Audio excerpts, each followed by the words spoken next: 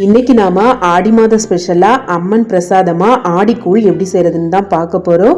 இந்த வீடியோல நான் 2 விதமா செஞ்சு காமிச்சிருக்கேன். ஒன்னு காரக்கூழ், இன்னொன்னு இனிப்பு கூழ். இந்த 2 கூழையுமே நீங்க அம்மனுக்கு பிரசாதமா செய்யலாம். ரொம்ப ஈஸியான ரெசிபி தான். ரொம்ப சிம்பிளா குயிக்கா செஞ்சிடலாம். இதை எப்படி செய்யறதுன்னு பாக்குறதுக்கு முன்னாடி இப்போ தான் நம்மளோட தக்ஷி கிச்சனை ஃபர்ஸ்ட் டைம் பாக்குறீங்கன்னா சப்ஸ்கிரைப் பண்ணிக்கோங்க. ஃபர்ஸ்ட் நாம ஆடிக்கூழ் செய்யறதுக்கு அடுப்பை பற்ற வச்சிடலாம். இப்போ எந்த பாத்திரத்தில் ஆடிக்கூழ் செய்ய போறீங்களோ அந்த பாத்திரத்தில் பாதிக்கு பாதி தண்ணி எடுத்துட்டு அடுப்பில் வச்சுட்டு தண்ணியை கொதிக்க விட்டுடுங்க. இப்போ இந்த தண்ணி கொதிக்கிற அதே நேரத்தில் ஒரு மிக்ஸி ஜார் எடுத்துட்டு அதில் 1.5 டேபிள் ஸ்பூன் பச்சரிசி சேர்த்துக்கோங்க. இப்போ இதை பல்ஸ் மோடில் போட்டுட்டு குறப்பாக அரைச்சி எடுத்துக்கோங்க. இப்போ நான் அரைச்சிட்டு வந்தாச்சு காமிக்கிறேன் பாருங்கள். இந்த மாதிரி 1-2 அரைச்சி எடுத்துக்கோங்க. உங்ககிட்ட குருணை இருந்துன்னா 1.5 டேபிள் ஸ்பூன் குருணை அரிசியும் எடுத்துக்கலாம். இப்போ இதோட தண்ணி சேர்த்துட்டு ஒரு வாட்டி நல்லா அலசி எடுத்து வச்சுக்கோங்க. இப்போ இந்த அரிசி இருக்கட்டும். நாம் ஏற்கனவே தண்ணி கொதிக்க வச்சுருக்கோம்ல. இப்போ பாருங்கள் தண்ணி நல்லா கொதிக்கிற ஸ்டேஜ் வந்தாச்சு. இப்போ இதோட நம்ம அரைச்சி கழுவி வச்சுருக்கோம்ல குருணை, அது எல்லாத்தையுமே சேர்த்துக்கோங்க. இது எல்லாத்தையுமே சேர்த்துட்டு நல்லா கலந்து விட்டுடுங்க. நான் இந்த கூழை வந்துட்டு மண்பானையில் தான் செய்கிறேன். உங்ககிட்ட மண்பானை இருந்துச்சுன்னா நீங்கள் அதுலேயே செய்யுங்க. நல்ல வாசனையாக இன்னும் ரொம்ப ருசியாக இருக்கும். இப்போ இந்த அரிசியை வந்துட்டு இடையிடையாக கலந்து விட்டு அடிப்பிடிக்காமல் நல்ல குழைவாக வேக வச்சுக்கோங்க. இப்போ அரிசி வேகக்கூடிய அதே நேரத்தில் இன்னொரு பாத்திரம் எடுத்துட்டு அதில் 1 கப்பு ராகி மாவு சேர்த்துக்கோங்க. அதோட 2 கப்பு தண்ணி சேர்த்துக்கோங்க. இப்போ ஒரு விஸ்க் வச்சுட்டு கொஞ்சம் கூட கட்டி இல்லாமல் இதை நல்லா கலந்து எடுத்துருங்க. இந்த அளவுக்கு நல்லா கட்டி இல்லாமல் கலந்ததுக்கு அப்புறமா இதை ஒரு பக்கமாக வச்சுக்கோங்க. இப்போ நம்ம வேக வச்சிருந்தோம்ல பச்சரிசி, அதை வெந்திருக்கான்னு செக் பண்ணிடலாம். பாருங்க அரிசி எல்லாமே அழகா குழைவா வெந்த அந்த ஓரங்களில் இருக்கிறதே தெரியுது. இப்போ கரண்டியில் எடுத்துட்டு லைட்டாக கையால் நசுக்கி பாருங்க, நல்லா சாஃப்டாக இருக்கணும். இப்போ அரிசி நல்லா வெந்துருச்சு. இப்போ நம்ம கரைச்சி வச்சிருக்கோம்ல ராகி மாவு, அதை கொஞ்சம் கொஞ்சமாக ஊற்ற ஒரு விஸ்க் இல்லைன்னா கரண்டி வச்சு இந்த மாதிரி கலந்து விட்டுட்டே இருங்க. இது கொஞ்ச நேரத்திலே நல்லா இறுகி வர ஆரம்பிச்சிடும். இப்போ எந்த பாத்திரத்தில் நம்ம ராகி மாவை கலந்து எடுத்தோமோ அதே பாத்திரத்தில் கொஞ்சமாக தண்ணி விட்டு அலசி அந்த தண்ணி இதோடையே சேர்த்துருங்க. தண்ணி கொஞ்சம் தாராளமாக சேர்த்துக்கோங்க. இது சீக்கிரமாகவே இறுக ஆரம்பிச்சிடும்.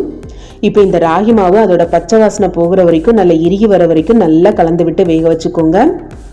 விஸ்க் இருந்துச்சுன்னா விஸ்க் வச்சே கலந்துக்கோங்க. அப்போ தான் கட்டிப்படாமல் ஈஸியாக கலந்து எடுக்க முடியும். விஸ்க் இல்லாதவங்க கரண்டி வச்சு கூட கலந்துக்கலாம்.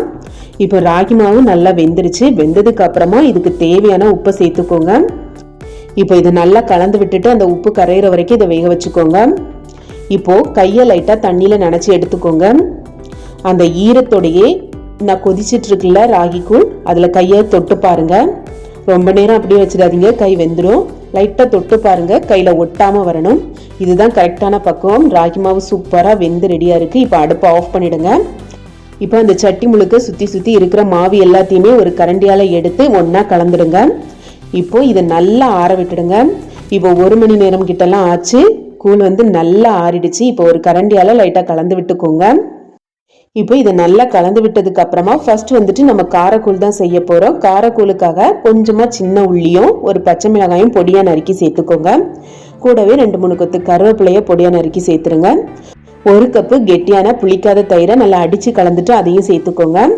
இப்போ மறுபடியும் விஸ்க் வச்சுட்டு நல்லா கலந்துடுங்க. கொஞ்சம் கூட கட்டி இருக்கக்கூடாது. தேவைக்கு ஏற்ற மாதிரி தண்ணி சேர்த்துக்கோங்க. காய்ச்சி ஆற வச்ச தண்ணி சேர்த்துக்கோங்க.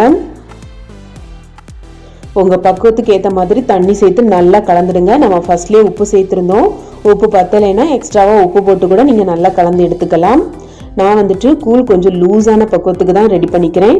நீங்கள் உங்கள் விருப்பத்துக்கு ஏற்ற மாதிரி தண்ணி அதிகமாகவோ குறைவாகவோ சேர்த்து இறுகமாகவோ இல்லை லூஸான பக்குவத்துக்கும் நீங்கள் ரெடி பண்ணிக்கலாம். கடைசியாக கொஞ்சமாக சின்ன உள்ளியும் கருவேப்பிலை இல்லைன்னா கொத்தமல்லி இலையை லைட்டாக மேலாட்டு தூவிட்டு கலந்துட்டு நீங்கள் சர்வ் பண்ணலாம்.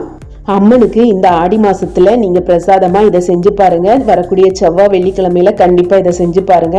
இது நீங்க பிரசாதமா மட்டும்தான் செய்யணும்னு இல்லை. வெயில் காலத்துக்கு இந்த மாதிரி கூழ் செஞ்சு குடிச்சோம்னா வயிற்றுக்கு ரொம்ப இதமாகவும் இருக்கும், உடம்புக்கு ரொம்பவே ஆத்தலா இருக்கும்.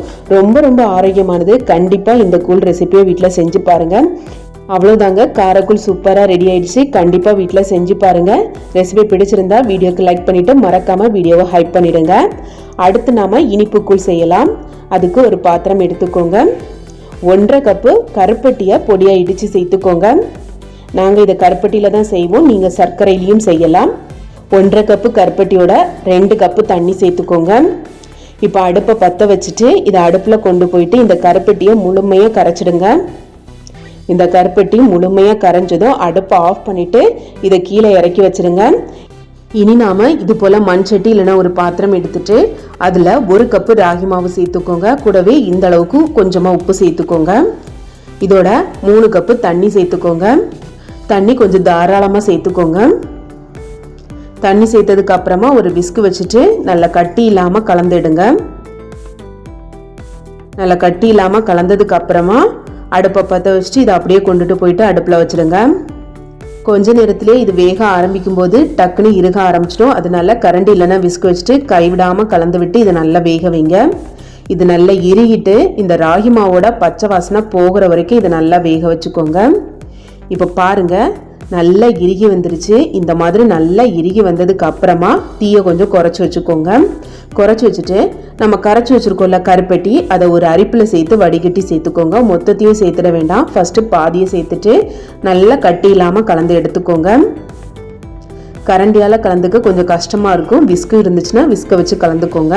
இப்போ பாருங்கள், கொஞ்சம் கூட கட்டி இல்லாமல் நல்லா ஸ்மூத்தாக கலந்து எடுத்தாச்சு. இப்போ மீதி இருக்கிற கருப்பட்டி பாகையும் வடிகட்டி சேர்த்துடுங்க. மொத்தத்தையும் சேர்த்ததுக்கு அப்புறமா மறுபடியும் இதை கலந்துடுங்க. தேவைப்பட்டால் இதோட வெதுவெதுப்பான தண்ணி சேர்த்து நல்லா கலந்துக்கோங்க. கூழ் கொஞ்சம் தண்ணியாக இருந்தால் தான் நல்லாயிருக்கும். இப்போ இதை நல்லா கலந்து விட்டுட்டு ராகியோட பச்சை வாசனை போகிற வரைக்கும் வேக வச்சுக்கோங்க. ராகி மாவு நல்லா வெந்ததுக்கு அப்புறமா இதோட 1.5 ஸ்பூன் சுக்கு பொடி சேர்த்துக்கோங்க. வாசனைக்காக 1/2 டீஸ்பூன் ஏலக்காய் பொடி சேர்த்துக்கோங்க. 1/2 கப் அளவுக்கு தேங்காய் துருவல் சேர்த்துக்கோங்க. சேர்த்துட்டு இப்போ இதை நல்லா கலந்துக்கோங்க. சுக்கு பொடி வந்துட்டு கொஞ்சம் கட்டிப்பட்ட மாதிரி இருக்கும். கரண்டி வச்சு நல்லா கலந்து விடுங்க. இப்போ பாருங்க, கூழ் வந்து எந்த பக்கம் இருக்கணும்னு பார்த்துக்கோங்க. கூழ் ரொம்ப தண்ணியாக வேணும்னா கொஞ்சமாக கொதிச்ச தண்ணி சேர்த்துக்கோங்க. அவ்வளோதாங்க. இப்போ கூழ் வந்து சூப்பராக ரெடி ஆயிடுச்சு. நல்லா கொதிச்சதும் அடுப்பை ஆஃப் பண்ணிடுங்க. சுட சுட சர்வ் பண்ணிங்கன்னா ரொம்பவே ருசியாக இருக்கும். இதை நீங்கள் பிரசாதமாக மட்டும் இல்லை, எப்போ வேணாலும் இதை செஞ்சு சாப்பிடலாம். இந்த ஆடி மாதத்தில் இந்த கூழ் வந்து அம்மனுக்கு செய்கிறது ரொம்பவே விசேஷம்.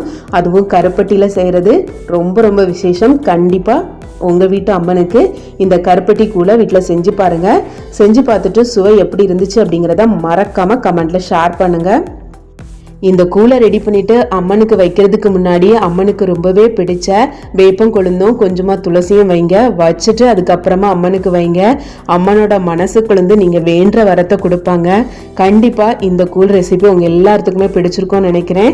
பிடிச்சிருந்துன்னா மறக்காமல் வீடியோவை ஹைப் பண்ணுங்கள், லைக் பண்ணுங்கள், உங்களோட ஃப்ரெண்ட்ஸ் அண்ட் ஃபேமிலி கூடயும் ஷேர் பண்ணுங்கள். இந்த கூழை இந்த ஆடி மாதத்தில் உங்கள் வீட்டு அம்மனுக்கு செஞ்சு பார்த்துட்டு இதோட சுவை எப்படி இருந்துச்சு அப்படிங்கிறத மறக்காமல் கமெண்ட்டில் ஷேர் பண்ணுங்கள். அவ்வளோதாங்க. வீடியோ பிடிச்சிருந்தா வீடியோக்கு லைக் பண்ணிட்டு தக்ஷன் தக்ஷி கிச்சனை சப்ஸ்கிரைப் பண்ணி சப்போர்ட் பண்ணுங்க.